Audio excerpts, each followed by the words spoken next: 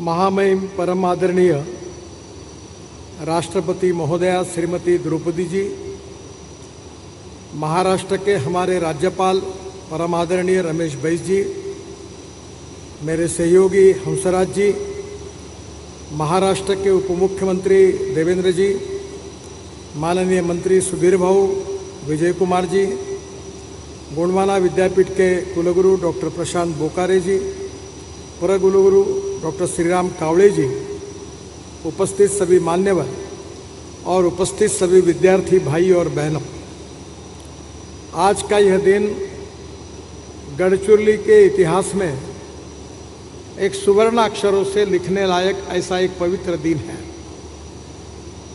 हमारा गढ़चिरौली जिला ये ट्राइबल डिस्ट्रिक्ट है, सामाजिक आर्थिक शैक्षणिक दृष्टि से पिछड़ा हुआ है और भारत सरकार ने जो 120 एस्पिरेंट डिस्ट्रिक्ट जाहिर किए हैं उसमें गढ़चिरौली का भी उसके साथ उसमें भी उसका नाम है। हमारा सबका परम सौभाग्य रहा है कि हमारी आदरणीय राष्ट्रपति महोदया ट्राइबल कम्युनिटी से है और पहली बार इस देश के राष्ट्रपति के रूप में हमारा मार्गदर्शन कर रही है और आज वो इसी ज़िले में आई है और आज हमारे यूनिवर्सिटी में आई है। हम सब ने उनको निमंत्रित किया था और उनका यहाँ आना एक बहुत अच्छा योग है। मैं विशेष रूप से हमारी सबकी ओर से उनका बहुत बहुत अभिनंदन करता हूँ, उनको धन्यवाद देता हूँ। इस जिले में सामाजिक आर्थिक शैक्षणिक पिछड़ेपन का कारण इंफ्रास्ट्रक्चर का अभाव था। विशेष रूप से फॉरेस्ट होने के नाते जल सुविधाएं, सिंचन सुविधाएं, रास्ते का नेटवर्क, उद्योग, इसको आने में बहुत दिक्कतें थी। उसका परिणाम ये था कि हमारे यहाँ के जो युवा हैं उनमें शिक्षा का भी अभाव था। मुझे बहुत खुशी है कि ये विद्यापीठ बनने के बाद आदरणीय देवेंद्र जी ने और सुधीर भाऊ ने इस विद्यापीठ के विकास के लिए अनेक बार आर्थिक मदद करके इसको बहुत शक्तिशाली करने की कोशिश की। भारत सरकार की ओर से राष्ट्रीय महामार्ग का मंत्री होने के नाते मुझे इस बात की खुशी है कि 2014 में हमारी सरकार आने के पहले केवल 92 किलोमीटर राष्ट्रीय महामार्ग था।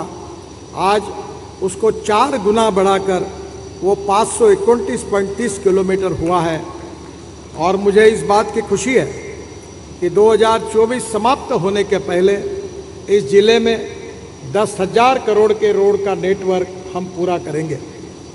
इस जिले में विशेष रूप से कनेक्टिविटी ये बड़ी प्रॉब्लम थी। मैं 95-2000 में जब महाराष्ट्र में पीडब्ल्यूडी मिनिस्टर था तब मुझे इस ज़िले में अनेक जगह पर जाने का भी मौका मिला और इस ज़िले के विकास में अच्छा इंफ्रास्ट्रक्चर होना ये बहुत ज़रूरी है। Water, power, transport and communication. मुझे बहुत खुशी हुई कि देवेंद्र जी ने अभी कहा है कि यहाँ एक एयरपोर्ट भी बनाने की बात वो कर रहे हैं, जिसमें निश्चित रूप से यहाँ इन्वेस्टमेंट आने में बहुत बड़ी उपयोग होगा। मुझे इस बात की खुशी है कि रेलवे के काम के लिए भी लगातार कोशिश हो रही है। हमारे सांसद अशोक नेते बार बार भी मेरे पास आते हैं, मैं रेलवे मंत्री जी को भी फॉलोअप करता हूं ताकि रेलवे इस ज़िले में आए। मुझे इस बात की भी खुशी है कि नक्सलग्रस्त जिला एक समय ये प्रसिद्ध था, पर विशेष रूप से जो मिनरल्स हैं वो यहाँ होने के कारण अब बड़े प्रमाण पर इन्वेस्टमेंट आई है। जो आयरन ओर है इसके बारे में ये विशेषता बताई जाती है कि जमशेदजी टाटा नगर जाने के पहले यही सिरोंचा, एटापल्ली, सुरजागढ़ इसी क्षेत्र में ये उद्योग शुरू करना चाहते थे, पर देरी से क्यों ना हो ये उद्योग शुरू हुआ है।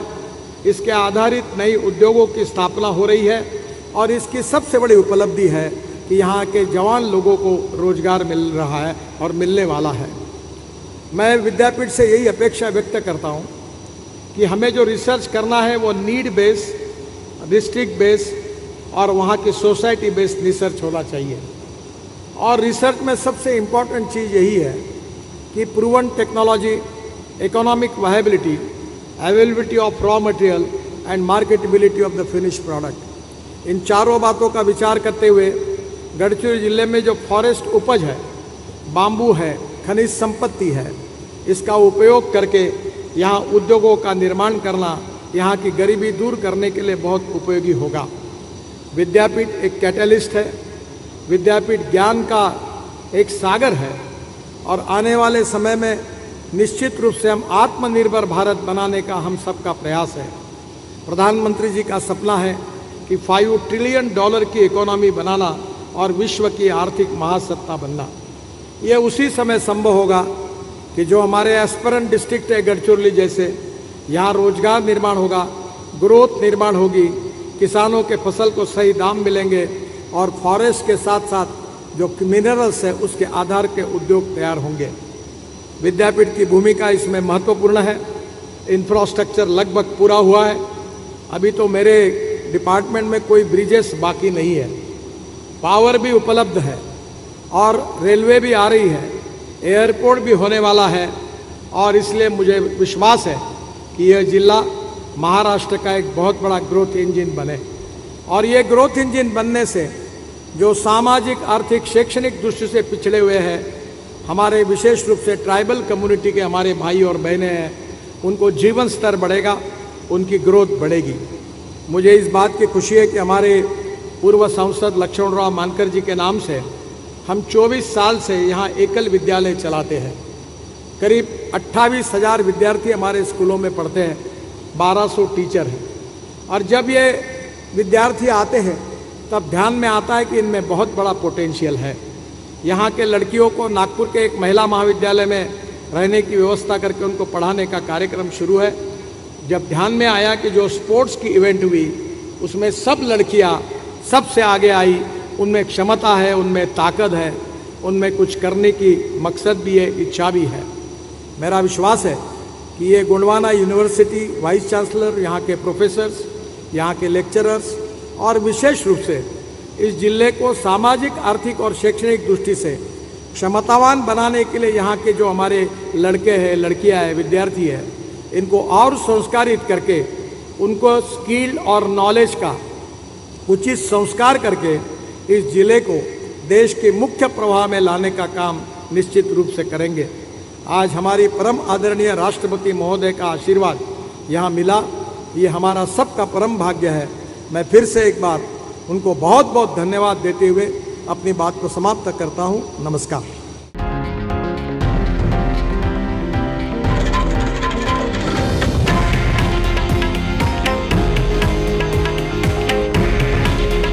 हे आहे देशातील नंबर 1 न्यूज नेटवर्क आणि आपण पाहत आहात TV9 मराठी। काळजी तुमची, हित महाराष्ट्राचं।